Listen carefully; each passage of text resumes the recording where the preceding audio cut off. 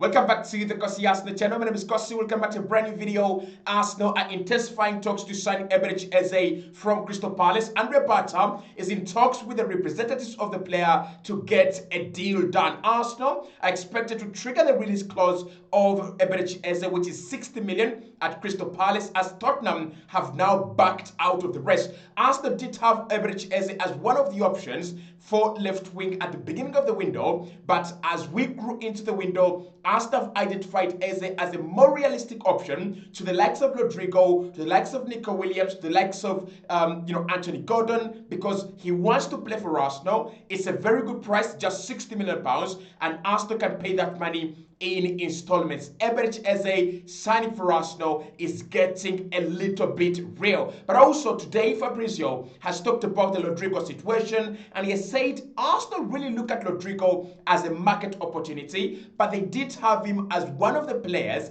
they set out to sign from the beginning of the summer. It was just a market opportunity that showcased itself, and Arsenal will be willing to go and do the deal if Rodrigo really talks to Xabi Alonso and Madrid confirm they will be selling. But if Madrid say they're not selling, Arsenal don't really have Rodrigo as their only plan. They're moving on to other targets, and that's where Eberechi Eze comes in. Also, according to Sami Makbo from the BBC, the two realistic options that Arsenal might actually sign is Eze and Mohamed Kudus. When you think about the other players, Noni Madueke, you think about Paxiao, you think about Morgan Rogers, they're either too expensive or they don't have the quality that Mikel Arteta is asking for from his left winger. He wants options, he wants creativity, and he wants space, and he wants goals. And Eberechi Eze and Mohamed Kudus have got that at a very, very good price. So Andre Bata is serious on it, and Andre Bata is trying to sign a left winger.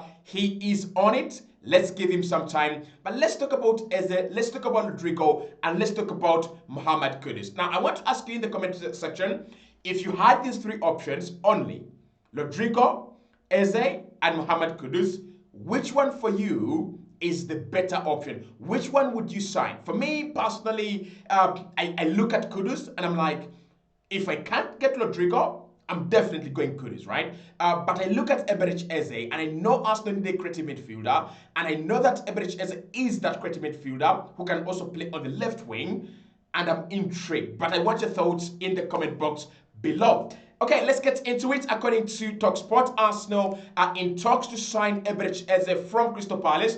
Talks ongoing between Andre Bata and the representatives of the player to get the move going. Now, the release clause of this player's contract is not as easy as anticipated. It is very, very cheap, £60 million, payable in 3 installments, as much as we understand. Arsenal might have to pay 3 installments of 20 million. Now, in my opinion, if Arsenal came into this window and they tried to sign Rodrigo for 77 million, and they tried to sign Dean Huijsen for 50 million, which was also payable in installments, Arsenal have money. Arsenal have the money. That is one thing that we have learned about Arsenal this summer. They have a whole bag of cash. They're walking around with it, and they're ready to spend that cash, given the manager and Andre Bata align on a certain player. And we have seen this happen on a couple of occasions already. We have seen Arsenal try to sign Dean Huijsen for 50 million. I mean, that was Andre Bata and Mikel Arteta aligning on the same target, and they were willing to go for something close to half of 100 million pounds. And again, after that, we saw Arsenal trying to sign Nico Williams badly. Again, Arsenal willing to spend about 50 million on Nico Williams, but the player chose to go to FC Barcelona. So what we know about Arsenal, they have money to spend on the left wing position, and they have a lot of money if they decided to get any player they wanted. Now, the release clause of Eberechi Eze is not just about the price, because 60 million is no game for Arsenal. We can do that. But we are being told that the conditions under which this release clause can be triggered are a little bit difficult. Eberechi Eze might have to talk to Crystal Palace himself in order to trigger the release clause to go to another club. Now, Tottenham are there, Arsenal are there, Manchester United are there. All these clubs are interested in Eberechi Eze, but the release clause of the player is not easy at all. So I want to remind you, when Michael Olise wanted to leave Crystal Palace, the same conditions, when he was going to Bayern, the same conditions were set in his release clause. Bayern couldn't trigger the release clause of the player. The player had to trigger his own release clause. And why Crystal Palace were doing that, it gives them a chance to talk to the player. It gives them a chance to renegotiate. If you go to Crystal Palace and tell them, I want to trigger my release clause, I want to move on, it gives them a chance to talk to the player and tell him, listen, maybe you want to go, but we have the Europa League coming up. You are Eberechi Eze. You scored the goal that took us to the Europa League, and now you want to leave? And now you want to leave us when we have got to the biggest of stages, right? You want to leave this team? So it's a very, very smart move from Newcastle. But also, the other thing that Crystal Palace are trying to do here is they're trying to make sure that no club talks to their player without their consent. So if a player is trying to activate his release clause to go to a certain club, then Crystal Palace are going to be asking, did you talk to our player without a permission? Why is he trying to trigger the release clause? And if the player doesn't trigger the release clause, Arsenal can't trigger that release clause. But eventually you find a way. Bayern found a way around it. Michael Olise as well found a way around it, and Crystal Palace were happy to let the player go. And I think this time as well, we might see Eberechi as seriously on the move. Now, Arsenal having agreed personal terms, according to Team News and Ticks, Arsenal have agreed personal terms with Eberechi Eze. What does this mean? This means that Mikel Arteta and Andrea Berta are looking at all these options that we have at left wing, and they're having doubts on either the quality or the price of the player. And that is very much true. So let's talk about Rodrigo for a minute. Fabrizio has said that Rodrigo is a dream signing for Arsenal and Mikel Arteta. He's a player that just appeared like a dream. It's not that Arsenal planned to sign Rodrigo right from before the summer. We just came into the window and Rodrigo was available. But when you think about Rodrigo, he's gonna be very expensive, 90 million euros or even more, right? Arsenal could spend about 77 million pounds just on Rodrigo.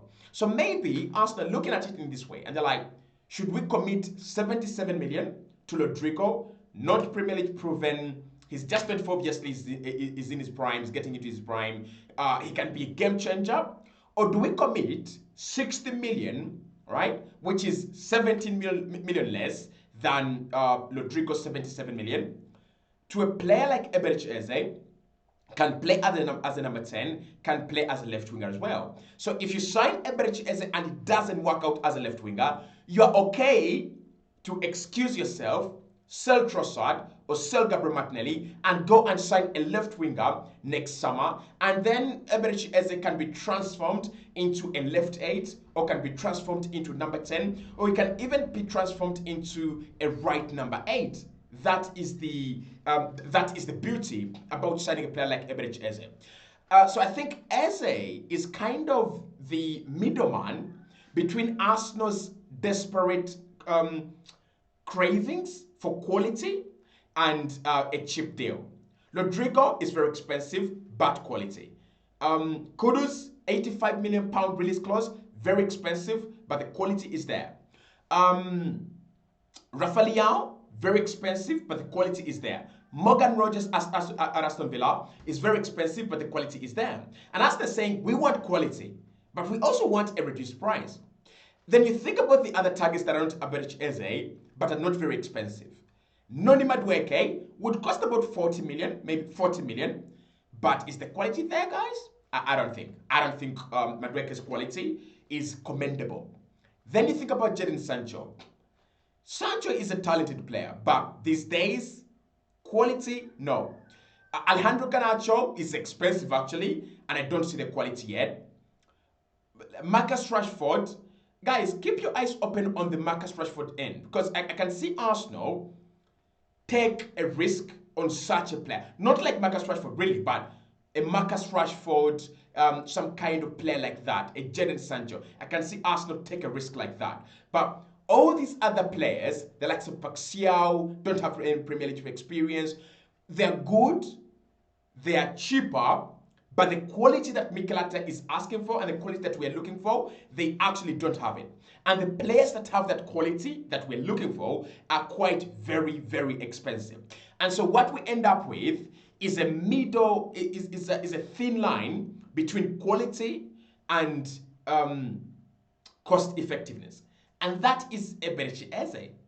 That is Eberechi Eze, because if you're going to get Eze, Premier League proven, has taken Crystal Palace to the Europa League. He's he's experienced at his young age. He's in his prime as well.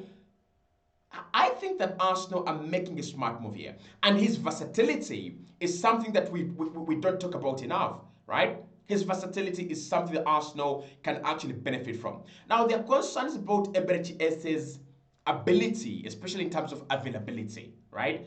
Is he one player that can give you 30 games a campaign? Well, last campaign, that changed a lot, right? Because he's been injury prone as a player. I don't want to lie to you. He's been injury prone as a player. But in the last few months, actually in the last 1 year, he's been consistently available, putting in very good numbers, putting in very good goal numbers, and also helping Crystal Palace win a major trophy that Arsenal last won in 2020. So forgive me, but I really believe Eberechi Eze is a very good signing for Arsenal. Now, Fabrizio says that for the likes of Eberechi Eze, Noni Madueke, and the others to happen at Arsenal, the dream of signing Rodrigo must first either die or not be completed. Arsenal's dream this summer changed drastically from Nico Williams to Rodrigo after Rodrigo was rumored to be available, especially after the incoming of Xabi Alonso. One thing I love about Fabrizio, he tells you what you don't want to hear, right? So he's told Arsenal fans, Rodrigo was never your priority. He's a dream. Arsenal will wait for that dream, but don't be surprised and don't be disappointed if Arsenal don't sign Rodrigo. He was never part of the first initial list, okay? Now, for me, the Rodrigo deal can either be like the Mesut Ozil deal, or it can actually be like the Benzema deal or the Gonzalo Higuain deal. Remember when Arsenal signed Ozil on deadline day and the reaction was palpable and we were all flying around and we were all trying to, we all got excited. It was marvelous, it was beautiful, it was enjoyable, right? But also remember, Arsenal chased Benzema for a whole summer and we didn't get him. Arsenal also chased that guy, Gonzalo Higuain, that prick, and we didn't get him. So I think what Andre Bata has done here, agree personal terms with Eberechi Eze, sell the project to the player, he's done that very well, and now Tottenham has actually withdrawn from the rest because the player is focusing on Arsenal, just like Victor Gyökeres. They're all focusing on Arsenal. This is Andre Bata selling his project and selling his dream to these players, right? So Eze is a good backup plan to Rodrigo, right? It's a very good backup plan to Rodrigo. And Sami Makpo from the BBC says that he won't be shocked if Arsenal really intensified their talks for Mohamed Kudus. They want a left winger, and Mohamed Kudus was in the list before Eze. He was wanted at Arsenal even before the signing of David Raya. Arsenal had to sign Mohamed Kudus in the summer of 2023, but we had spent a lot of money by then. And for me, we should have signed Mohamed Kudus other than Kai Havertz. Because for me, this is the reason.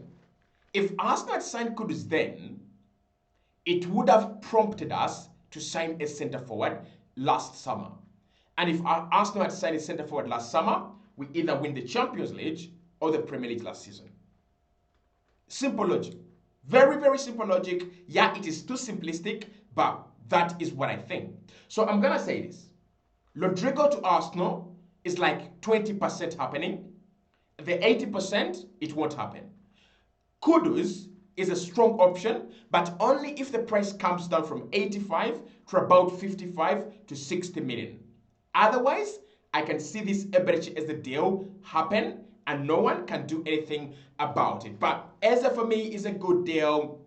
If Arsenal can get it done, if Andre Pata can get it done, it's a good deal. Arsenal are getting a lot of benefits. We are getting someone that can play where Rice plays, can be a very good substitute to Declan Rice, better than Merino. We're getting someone that can deputize Martin Odegaard fantastically well. There is even arguments. There are a few arguments. If you remember the talk in March and May, we were talking about the possibility, right? We're talking about the possibility of Eberechi Eze replacing Odegaard, whether it was possible for Eze to create chances and score more goals than Martin Odegaard in this team. So Eze to Arsenal is a deal that is one to